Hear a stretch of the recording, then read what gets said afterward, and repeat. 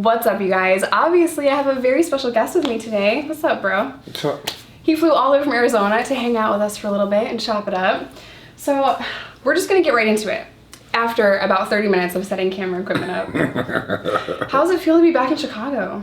It's kind of sweet or bitter. Can't lie, I got a little emotional. It's been 15 years since I've been back home. Your South Side? Yeah. So how did it start for you, bro? Like, I know you've been to prison, and we're gonna dive into all of his stories. This is gonna be like a 5-part series with JC. Your story is layered and it's crazy. So yeah, tell us about the South Side and how drug dealing started. I mean, I grew up on 26th Street, and you know, there's a lot of gangs over there. There's 2 big gangs, but there's obviously a lot around the area. But it started at a young age. I wanted new sneakers. I mean, everybody's got some kind of swag down here, so I didn't want to wear Airwalks. That's what my dad used to buy me from Payless. And I started messing around, you know. I was lucky enough as a kid, I always had friends that sold drugs, so they'd always give them to me for free. So I would just turn around and sell them, and that's how I started falling in love with wanting to make money. You know, it's complicated. No, it is. I'm from a really crappy town in upstate New York. No jobs, no opportunity, and I didn't want to be broke. How old were you when you first went to prison? My first time, I did a lot of overnights when I was just had turned 17.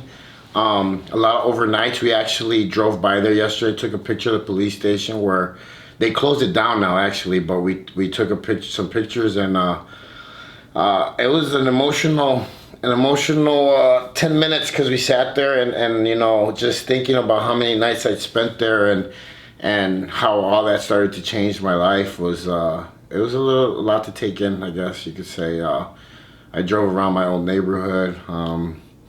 You know, I started going in at 16, but then it got more intense because I started graduating to bigger things, and next thing you know, I went in for a big extended stay.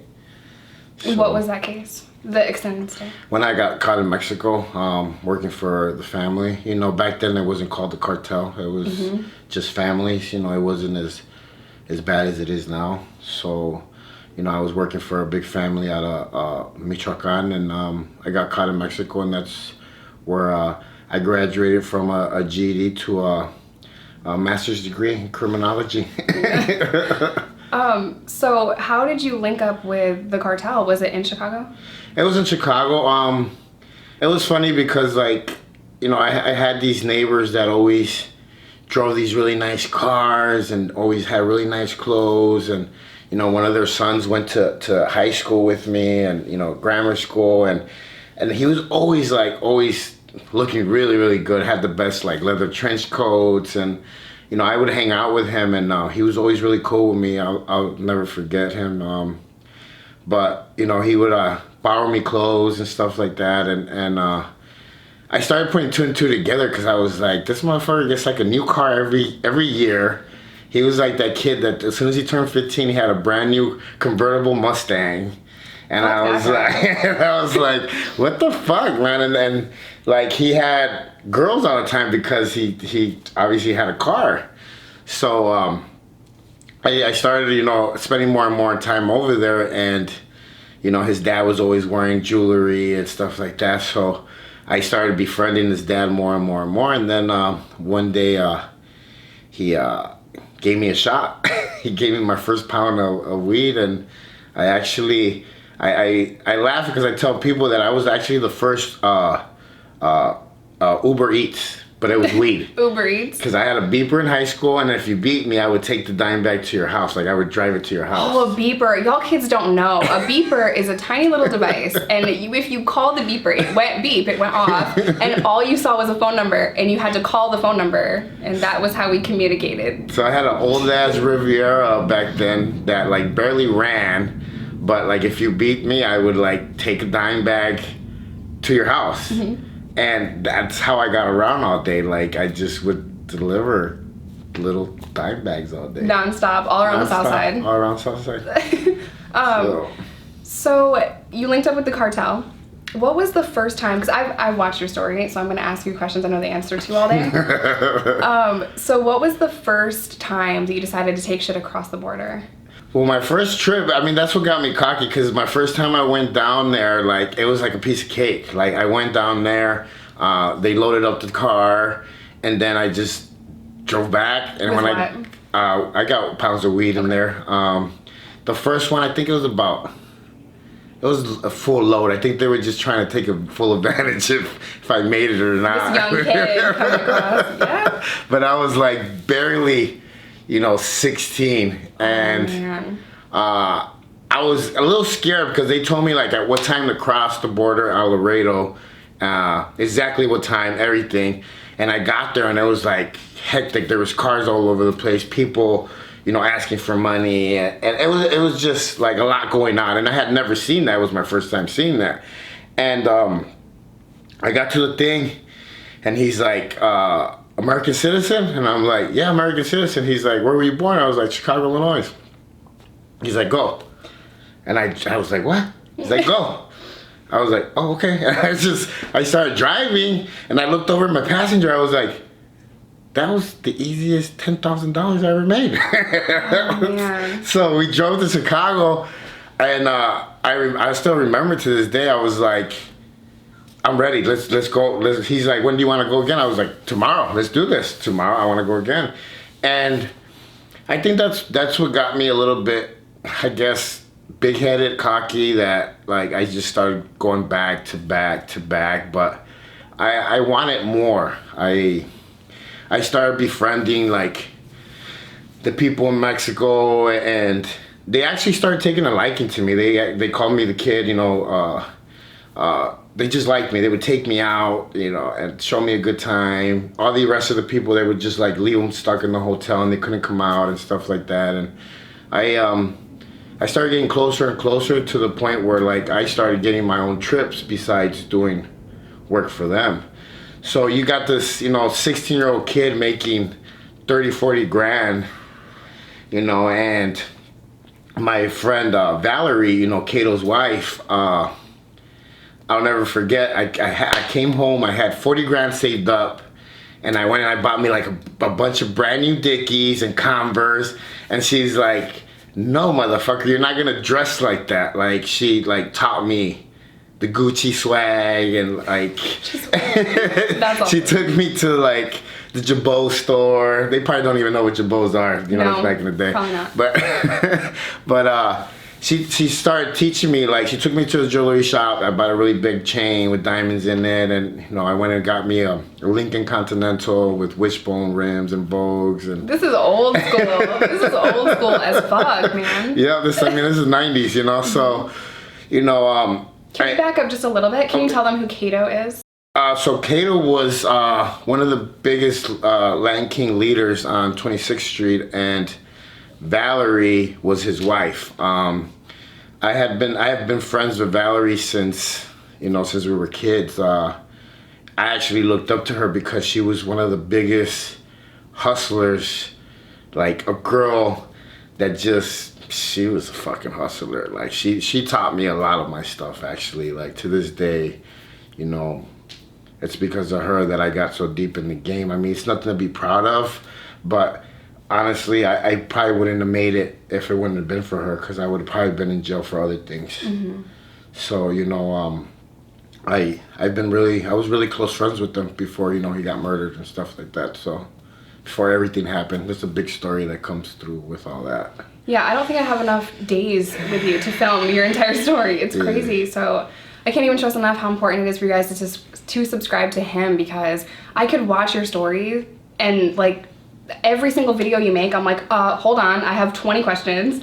So now you're involved with Latin Kings. Well, no, you were just friends with. I was just friends. Well, I grew up on 29th and Christiana, so like I always grew up in that environment, the Latin Kings. Mm-hmm. But my dad wasn't in the picture that much, so finally my grandparents stepped in and they moved me away because I was always running the streets by myself. I was getting into a lot of trouble, and I was in 5th grade, and I was coming home at like 2 in the morning. I was in 5th grade, and like you know, I was hanging out with guys that were 18, 20 years old, and I was getting into a lot of shit, and my grandparents finally stepped in and they were like, that's it, you know.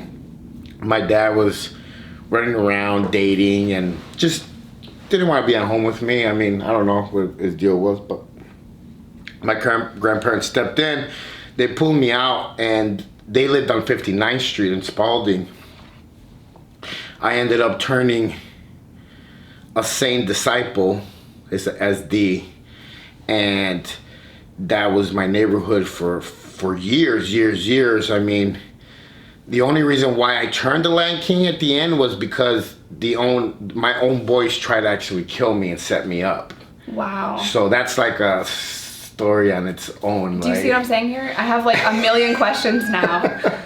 Your stories are going to take years to film on YouTube. I mean, sometimes I'm like, yesterday we were driving around and I was like, oh, I remember that story now. And I started like, we kept on taking notes because like we passed down the street and I was like, this is where I was walking with my girlfriend in high school, and like 6 guys jumped out of a car, and I ran and I just left her there because like I knew they were gonna hurt her, but they were gonna try and get me. Mm-hmm. So I had to run. And then like later I showed up to her house and she's like, you're a fucking asshole, why'd you run? I was like, because they were gonna kill me. What good was it for me to be a tough guy in front of you if I was just gonna be dead? Yeah. So, you know, it's just, yesterday was like,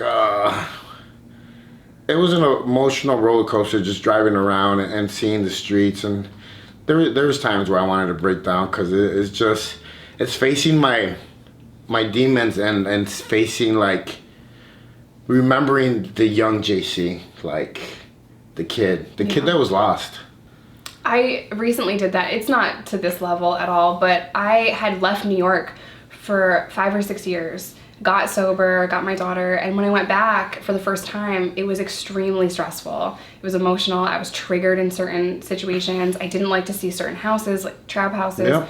It was hard, so I can't even imagine after 15 years of all the things you've been through to just go to the South Side. Just that alone, like, your strength is amazing to me.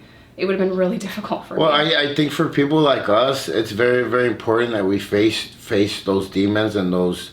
We opened those doors so we could close them and finally like put it away and like really not look back no more on it. I always tell people, you know, it's important to like heal, and those are part of the parts of healing, is that, you know, you got to remember where you came from, but like just not forget what you've been through, but keep still moving forward to like change. I mean, it was awesome today to see those kids, you know, working out with me, and you know, They were like wanting to take pictures with me and stuff like that. They follow me on YouTube, and they think it's great that like I changed my whole life around, because I mean, let's get real. Chicago is a fucking gangster city. Mm-hmm. I don't care what anybody says.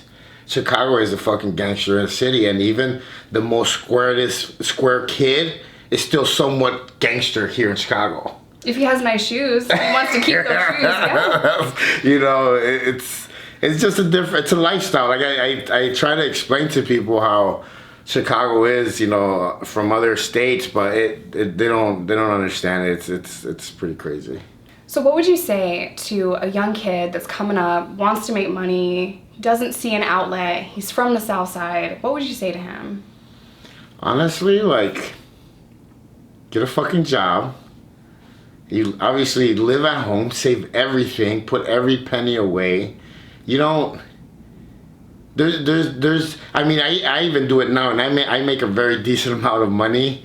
I shop at Ross. I still get like name brand stuff, mm-hmm. And I'm not spending like $4,000, because that's what I used to do. I used to go to the mall and spend like $4,000 and buy like 3 outfits. I think having a good relationship with money is important when you're a hustler like we were. I was making so much money and I would spend as much as I made. I would just show out. I'd go on vacations. I buy my friends all this shit. Mm-hmm. I buy myself shit. You pick up the tab for everybody. Everyone, yeah. And that's like... My boyfriend was blinged out. Like. I recently read that book, Rich Dad, Poor Dad. Mm-hmm. I think I said it right. But it's very important to like learn how to manage your money, because it pays off in the long run. Yeah. And like I remember at one time I had $500,000 in my closet, and what would it, like right now, what wouldn't I give to just have 10,000 put away? Yeah.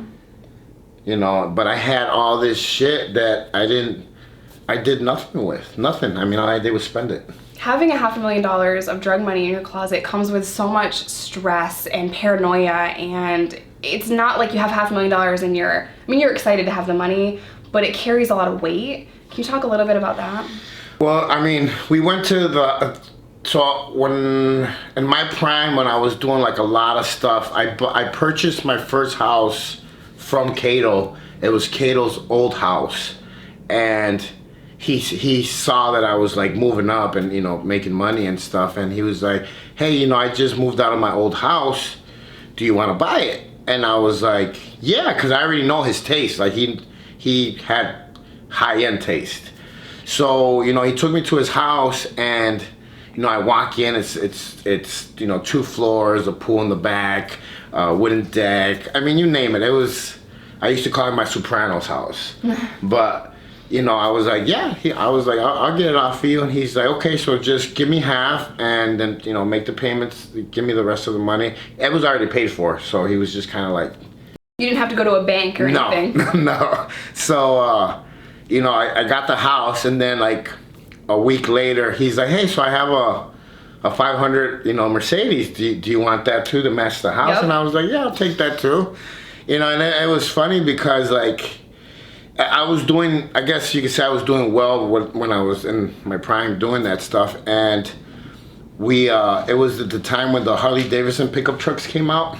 I have no idea what that is. Okay, well, it's at Harley Davidson. Ford made a Harley Davidson pickup truck, and it came out that year, and they were really badass. Like leather seats.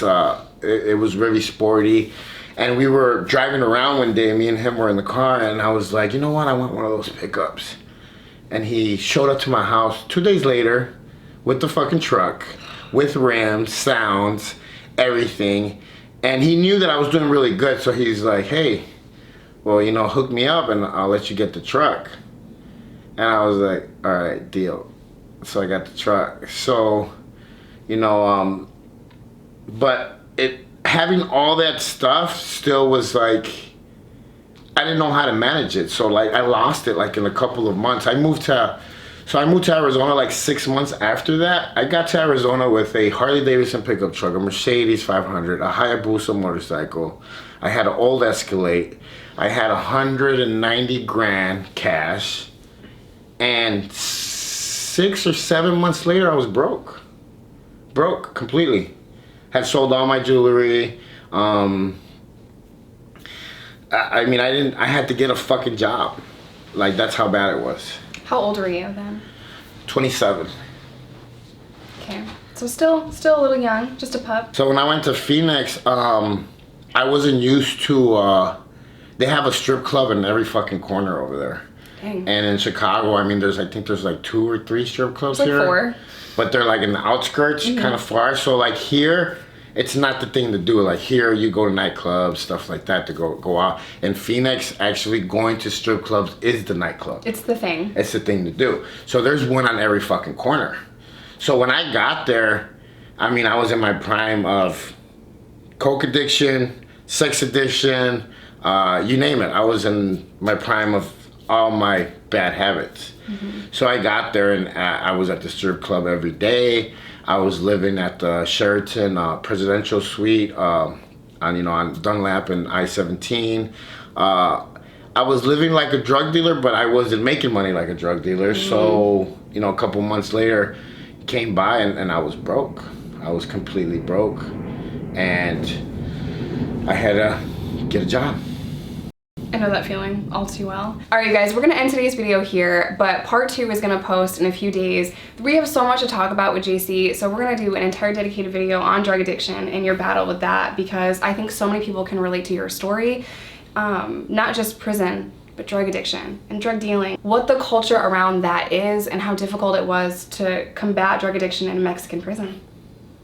Thank you so much for hanging out with me, bro. Thank you for having me.